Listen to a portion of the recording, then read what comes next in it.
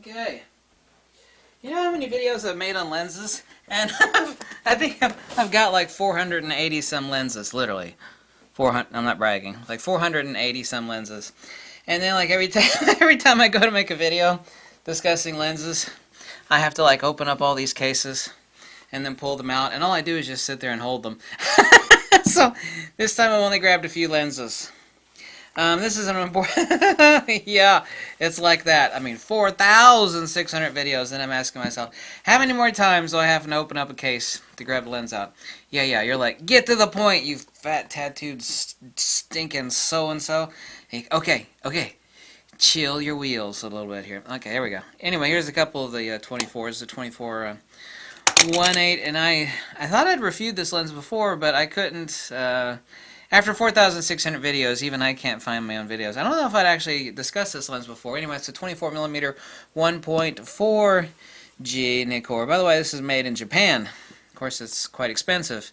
And the 1.8, which is basically nearly my favorite wide angle of all time, because it's perfect for on FX or DX cameras. The 24mm f1.8 G Nikkor. Both of these are G series Nikkors, but this is not about these two lenses specifically, rather about the 7.14s as I call them. The 7.14s are the 24mm 1.4, which I have sitting right here, the 28mm 1.4, which I don't have for a very good damn reason, the 35mm 1.4, which I do have, also made in Japan. The 50mm f1.4, I've got, oh my god, I must have like 80 50mm lenses, and that's one 50mm I don't own, and I don't own it for a really good reason. And everybody's going to spit in my face when I talk about it. I'm sorry about that. I know a lot of people love that lens. Hate it. Hate it. It's kind of like if you love your corner store vanilla ice cream, and you're like, oh my god, I love vanilla ice cream or chocolate or whatever the hell it is. It's like, yeah, you've never had really good chocolate. It's like, oh no, this is really good. It's like, nah. Let me take you where they have like Giuseppe down on the corner and makes gelato and like handmade ice cream, and it's like have some real chocolate or vanilla, and then you're like, oh my god, I was wrong the whole time. That's really the way it is with lenses. People, it's like, well, how many 50mm? I've tried hundreds. Literally, I can actually say I've tried well over God, at least it has to be over 130 different 50mm lenses of various mounts and breeds and makes and models over countless ages.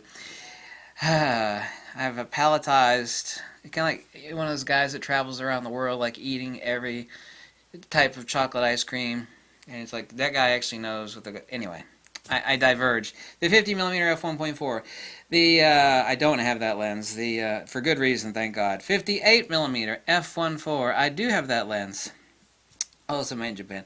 The 85mm f1.4, don't have it for very good reason. And the 105mm f1.4. So we actually have 7 focals here. The 24, the 28, the 35, the 50, the 58, the 85, and the 105. Now the 105 is an E series, and the 28mm is also an E series. The rest of these are G series lenses. Let's first actually step them off really quickly here. Well, not really quickly. Some people say, hurry the heck up. You just keep repeating yourself. I'm like, okay, well, I need more caffeine. More caffeine I have, the quicker I talk, the less I repeat myself. That was a joke, by the way. 24mm f1.4. Amazing lens, credible build quality, made in Japan. Is it really worth the $1,700 plus? I think the $1,700 is current price for this. The answer is yes. However, given an 8 out of 10 is a poor value. For two-thirds of a stop better, this is a much heavier lens. It's exactly, yeah, $800, $1,600 on this one. It's twice the money, but only 2/3 of a stop faster, and it's heavy as hell compared to the 85mm, excuse me, the 24mm 1.8. So 2/3 of a stop faster. It is made in Japan, heavy as hell, but it costs twice as much. So for $800 more, you're getting 2/3 of a stop. Is it that much better of a lens? The answer is no. If you have all the money in the world, which I certainly don't, then I would actually say which lens to get. Well, even if it were for travel and you're talking to some millionaire, it's like he wants to travel a lot, I'd still recommend the 85. I keep saying 85. The 24mm f1.8 G series Nikkor. Money being irrelevant, this is still a better. The 24mm 1.4. This lens is incredible. But for twice the money, is it really worth it? No. As far as rendering, bokeh, sharpness, I give it an 8, 8.5 out of 10. It is incredible. Actually, it's better than anybody else's 23, well, I mean 24, but either between 20 millimeter and 25 millimeter. It's actually better than anybody else's ultra fast, ultra wide. Really, that's the case. Love it. It's not worth $1,600 though. It's just not. Well, that's your opinion, and the answer to that is you're right. That's probably why this is my review and not your review.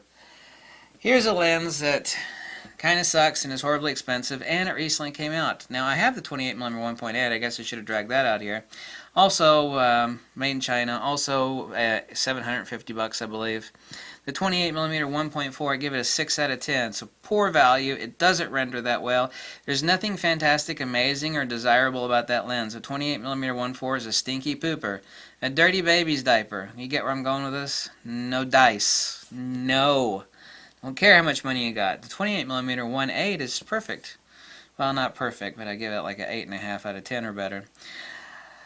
Next down the line, the 35mm f1.4, since this is about 1.4 lenses. Prime, Nikkor, wides, well, not all wides. Prime 1.4 Nikkors.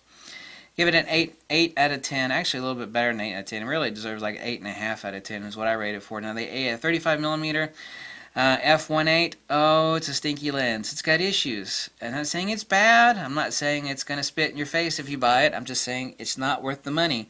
There is one 1.8 lens, and I don't mean the DX 35mm f1.8, but the FX.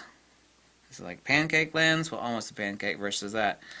I have this lens also. The 35mm f1.8 is awesome. It is definitely much better in every way, shape, and form to its 1.8 cousin or sister or brother, however you want to look at it. Here's a lens that I hate, and everybody's going to throw poo in my face like a monkey in the zoo. I give it a 6 out of 10, if not worse. That's the 50mm f1.4 Nikkor. Sucky lens, there's nothing special about it. The bokeh is not wonderful. The micro contrast is horrible. It has composite elements. Composite, by the way, is Nikon's fancy way of saying plastic! Plastic. Plastic, yeah. Composite elements in it. No, hate the lens. It's plenty sharp. That's all most people give a damn about. But sharpness is not everything, you know? Sharpness is not everything. Sharpness is not everything. You know, a chisel's not very sharp compared to a knife. You know what I'm talking about? A chisel. You know all those Italian masterpieces created by Botticelli and Michelangelo? They were carved with a dull chisel. You know? It's like, yeah, maybe a knife is sharper. A knife is better than a chisel. No. Chisel is there for a reason. So sharpness is not everything. That's a perfect analogy. I'm going to have to use that in the future.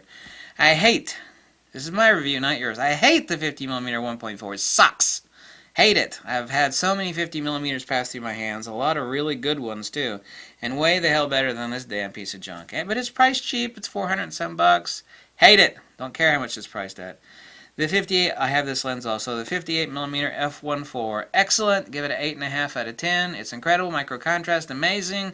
Saturation, amazing. Low element count. It's a tiny lens. Now you're going to ask me about the Voigtlander. The Voigtlander is a manual focus lens. The Voigtlander is nowhere near as sharp, but the Voigtlander is amazing. Off the chart micro contrast, it is magical. It has fairy dust flying out of its behind. So yes, I know the Voigtlander 58 is incredible. It's like the one lens I've been recommending forever, and it still is. This is a completely different 58 for a different set of circumstances and purposeful use. It is amazing. It's a 58mm 1.4. It's currently $1,600 new. Also made in Japan. I've got a few 85mm 1.4s, most of them Zeiss. I got the NIKON 1.2, which is a cheap Chinese lens. It's made really well, and it's way better than this lens. The Nikkor, even most of the pros that used it still don't like it relative to the 85-1.8G Nikkor. The 85-1.4 Nikkor sucks. Well, it doesn't suck. It's just not that good. It's not that sharp. It's much less sharp than its 85mm 1.8 cousin. Cannot stand the 85mm 1.4 Nikkor. It's not that expensive, actually. It sucks. There's nothing desirable about owning that lens. Don't like it? No way, no form, no how. Of all of these 7 1.4 lenses, the 3 that I don't have, the 3 that suck, the 28 1.4, the 50 1.4, and, well, actually 4, the 85 1.4 and the 105 1.4. I made like at least a dozen videos about the 105mm f1.4 nickel where I had use of it for over a week. I posted a ton of pictures. It's flat, horrible micro contrast. Washing machine, swirly bokeh, not the good kind, but the bad kind of swirly bokeh. And it's such, the way it renders portraiture, it is very unique, and whatever you like is perfectly fine and acceptable because this is art form, okay? This is not about whipping out the millimeters and the calipers here, trying to fit metal parts to metal parts. The lens is just, it's $2,200 of Poofling and Monkey, made in China. It's not a good lens. Not only is it horribly priced, it's horribly heavy, it's flat as hell, poor micro contrast. It does render rather unique images. It is very unique. It is the world's fastest 105mm lens. Until Tamron comes out with their 115. I got a 115mm f1.2 Tamron's rolling out. They had a patent on about a year ago. So Tamron's going to roll that out and crush the hell out of this, which wouldn't take much, and I'm sure it'll be sharper and better than the 105 is. So, yeah, those are the four that I don't have: the 85 1.4, the 105 1.4, the 50 1.4, and the 28 1.4. Yep, neither one of those. So I hope I went down the line there. So 28, the 24, the 28, the 35, the 50, the 58, the 85 105. The four that are stinkers, at least in my opinion. Which is, some opinions are actually worth more than others. Like the guy that's had like 4 lenses, his opinion on lenses is not too much because he doesn't have a broad base of experience of lenses. Kind of logical, isn't it? The 4 that suck, in my opinion, is the 28 1.4, the 50 1.4, and the 85 1.4, and the 105 1.4. They don't suck as far as being horrible lenses. They're plenty sharp. Well, actually the 85 is not really sharp enough, and neither is the 28. There's some issue with the 28. Whoever at Nikon Lens Design came out with the 28 1.4 might need to be flogged like a dead horse or something. Just not a good lens. Of those, what, 4 or 5 that I actually have? Yep. 20. Which is my favorite? I don't know my favorite. Probably the 35 1.4, and right after that the 24mm 1.4. But the 58 1.4 is also incredible. So anyway, I wanted to do a rundown of those 7 1.4 prime Nikkor lenses, and I've owned all of them. I just don't own. Well, actually, I never owned the 105. I borrowed the 105. I take that back. Excuse me there. I knew when I had my hands on that was the images I was seeing from it, even before it dropped for purchase. It was like, oh god, this lens is horrible. It's like these are the pictures that Nikon's professionals were rolling out. It's like these images suck. And of course, I caught Nikon's professional person heavily doctoring the images because the straight out of camera images were so, I don't care who manipulates their images for whatever ends in Photoshop, but the images were so flat and uncontrasty and horrible that they had to like drag the saturation slider and the vibrance like way over here, sharpness way over. Ooh, the lens is just, Nikon just said, let's make the world's fastest 105. What about how it renders? Well, who cares about that? It'll be the fastest. People like big fat glass, like, oh my god, it's so big.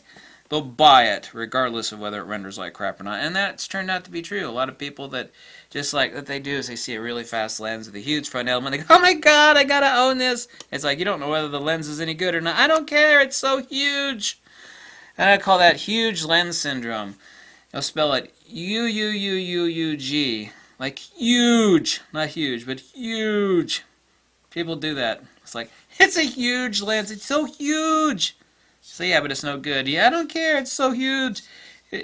People have this infatuation. I'm going to get a depth of field that is like, you know, starts at the tip of this eyelash and it goes about a third of the way into the same eyelash. That's the depth of field on that lens. If someone did take a shot at 1.4 and then 105 and they tilt their head slightly one side or the other, this eye will be in focus and this eye will be totally out of focus. When you look at the image, you think you're having a stroke because the image looks so cockeyed and so, it's like, what am I looking at? One eye's in focus and the other isn't. It really, you think you're having a stroke when you look at the images from that horrible lens. But I digress, as I typically do. I hope you like these videos. If you do, click the link below. Tell me to jump off a cliff, whatever makes you happy.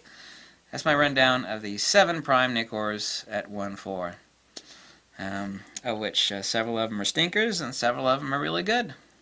The best buy out of all of those, really the best buy out of all of those is the Really, the 35 1.4. Yeah, the 35 1.4 is the best buy out of all of them. If you were just to own one of them. That's not to say the 24 1.4 isn't incredible, because it is incredible. Thank you for watching. Goodbye.